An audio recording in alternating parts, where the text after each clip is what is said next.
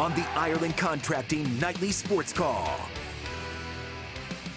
All right, thanks a lot, Paul, and thank you for tuning into the Ireland Contracting Nightly Sports Call. You can give us a call tonight, 412-575-2600. You can always tweet me, @RichieWalsh. Paul Zeise sitting alongside of me.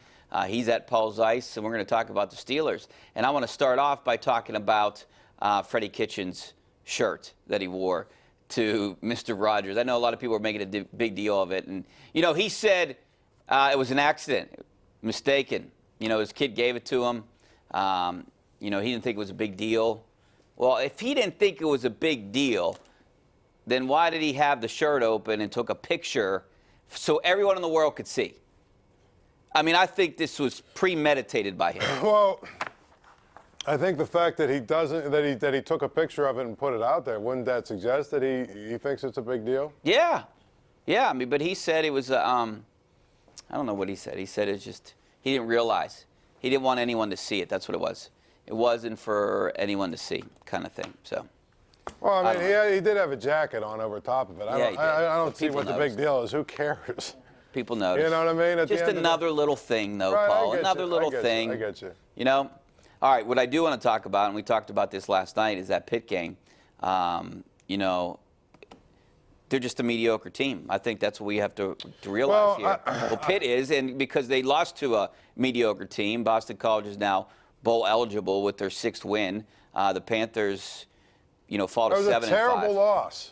And a bad offensive performance again. It was a terrible loss, number one. Number two, we're in year 5. You're not supposed to still be losing games like this, period. I mean, you know, we talked about a couple of weeks ago, this team had a chance to take a few steps 10 forward. wins maybe, 10 right? wins, beat a Virginia Tech team on the road that's a good team, all this other stuff. Now you're talking about at the best you're going to do is what, 8-5. I saw a stat. Did you see Chris Peak? I think it was Chris Peak or Craig Meyer from the Post-Gazette. One of them. Did you see the stat that they put there about Pitt? No. In the last 30 years, 26 out of the last 30 years, they've had 5 or more losses.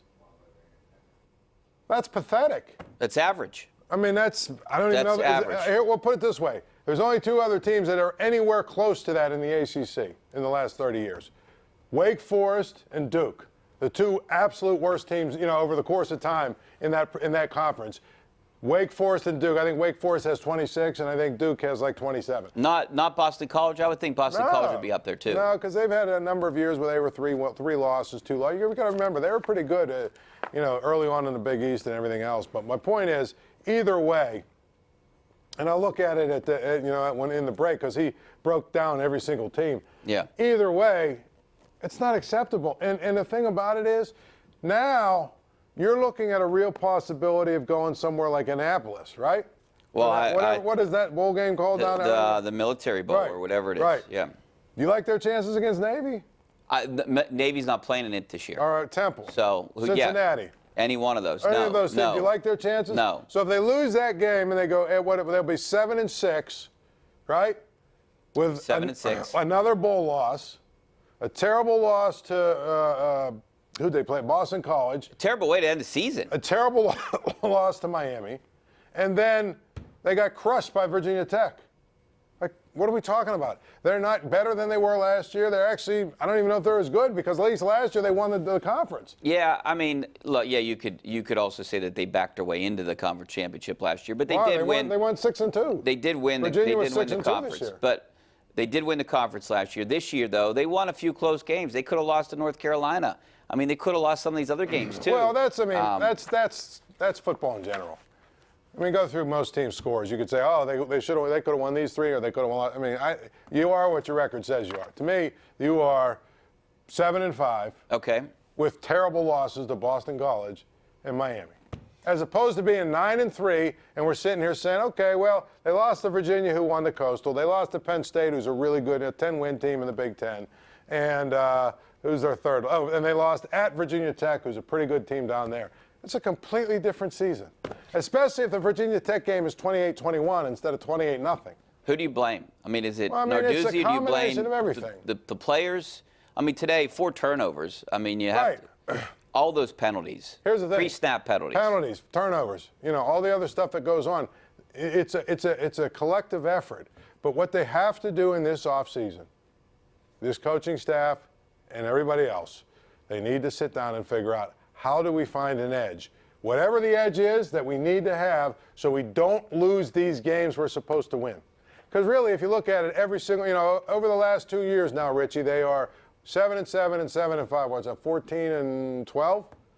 They're 14-12, right? Now, Boston College, Miami this year, Stanford, North Carolina, and Miami last year, right? There's 5. So you're now 19-7 if you just win the games you're supposed to win.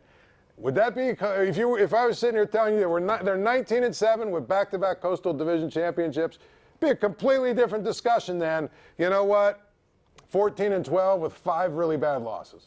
They did have a couple good wins in there. Beat what was their signature win this year? They didn't really have one, did they? Central Florida.